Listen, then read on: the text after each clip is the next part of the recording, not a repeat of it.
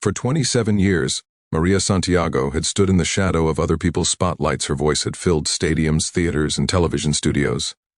But never as the star, she was always the backup singer, the harmony behind someone else's dream, from smoky bars in Quezon City to high-end concerts in Manila. She sang every note with devotion, even when her name was never on the poster for her. Music wasn't about fame. It was about feeling alive in a world that often forgot she existed. Maria lived in a small apartment in Manila, where the walls were thin enough to hear the neighbors arguing, and the rain drumming endlessly against the tin roof. Her husband had passed away years ago, and her only son had moved to the United States in search of better opportunities. They spoke occasionally over video calls, but time zones and life had a way of stretching the distance between them. Still, every night, she'd sit by her window with her old guitar, softly singing the same song she had written when her son was a child, a lullaby about courage, love, and never giving up.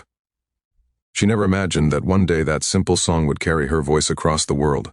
It all began on a humid summer evening when a foreign music producer visited Manila to scout local talent for a new global singing competition. He was looking for authentic voices, something raw and emotional. Maria wasn't even supposed to be there that day. She had been hired as a backup vocalist for a young pop star auditioning for the producer, but when the girl's voice cracked mid-song, Maria instinctively stepped in, harmonizing softly, steadying the performance without stealing attention. Yet it was her tone, warm, powerful, and heartbreakingly honest, that made everyone in the room go silent. Who was that? The producer asked afterward. Maria blushed and apologized. "I'm sorry, sir, I didn't mean to interrupt. I'm just the backup." He looked at her, puzzled. Just the backup that voice could make the world stop.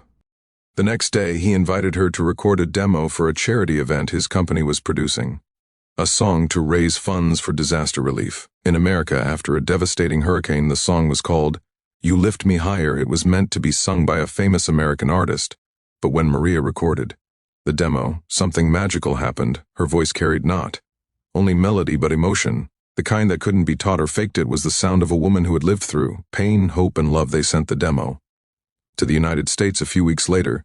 The producer called her, his voice trembling with excitement. "Maria," he said, "they want your version. They don't want to replace you." She froze. "What do you mean they want to use your voice for the final song? It's going to be released worldwide, with your name." Maria laughed softly, almost in disbelief. "But I'm nobody." "Not anymore," he said. "You're the soul of this song." When the song was released, it spread faster than anyone expected. Within days, it became an anthem. People from all over America were sharing it on social media.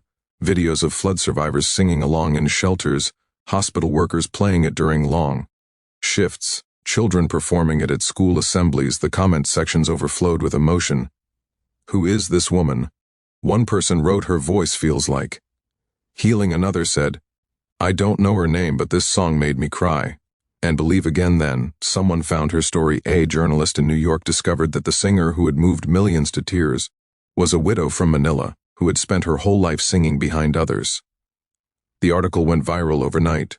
She was a backup singer in Manila her whole life, until this song left America in tears. The next morning, Maria woke up to hundreds of messages. Her inbox overflowed with interview requests, letters of gratitude, and offers to perform in the United States. Her son called her, crying. "Mom," he said, "your song is everywhere here. People are playing it on the radio, in the streets. At my work, they're saying your name." Maria didn't know what to say. She had never dreamed of fame, but now, somehow, her voice had become a bridge between worlds, between the forgotten and the remembered, between struggle and hope. Weeks later, she was invited to perform "You Lift Me Higher" live at a televised charity concert in Los Angeles for the first time in her life. Her name was on the program, not as a background voice, but as the main act. When she arrived at the venue, she felt overwhelmed by the lights, the cameras, the enormity of it all. She stood backstage, trembling, clutching the small rosary she always carried. As the orchestra began, she stepped onto the stage. The spotlight hit her face. The crowd was silent. She took a deep breath and began to sing. Her voice soared through the hall, rich, aching, filled with everything she had ever been through. It wasn't perfect in a technical sense, but it was real. Every note told a story of nights spent alone, of sacrifices no one saw, of love that never gave up. Halfway through the song, she noticed tears in the audience. Grown men, mothers, teenagers. They were all crying when she finished. The crowd erupted into a standing ovation that lasted minutes. She bowed, tears streaming down her cheeks, and whispered into the microphone, "This is for everyone who was told they were just the backup. You are enough. You are seen, you are loved."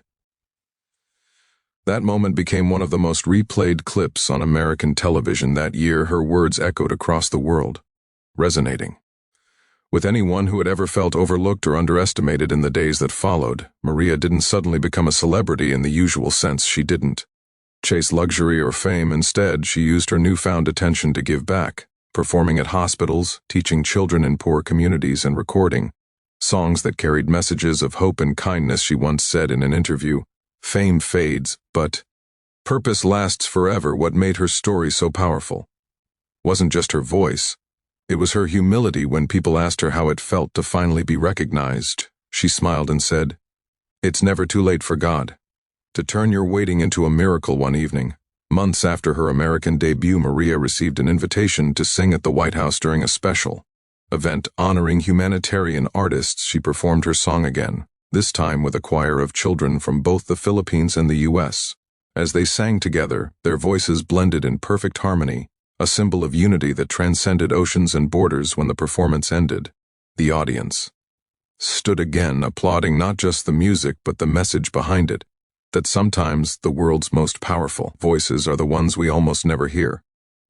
After the event, Maria stood alone in a quiet hallway. Looking at her reflection in the mirror, she thought out the years she had spent behind the curtain, the faces she had supported, the dreams she had helped others achieve, and now she realized something profound.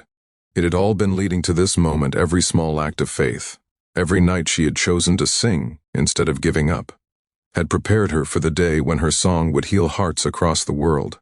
She smiled softly and whispered a prayer of gratitude, because in the end, it wasn't the fame that mattered, it was the connection. The way her voice had touched people she would never meet, the way her story had reminded millions that it's never too late to be seen, to be heard, to be valued. Maria returned home to Manila months later, where life remained simple. She still walked through the market where the vendors now greeted her with pride, still sang at her local church every Sunday, still sat by her window each night with her guitar.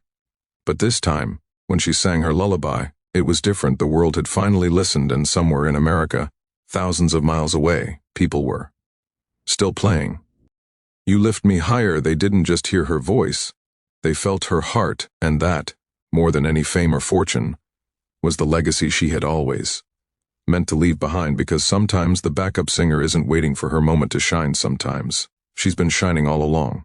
It just takes the right song to let the world finally see her light.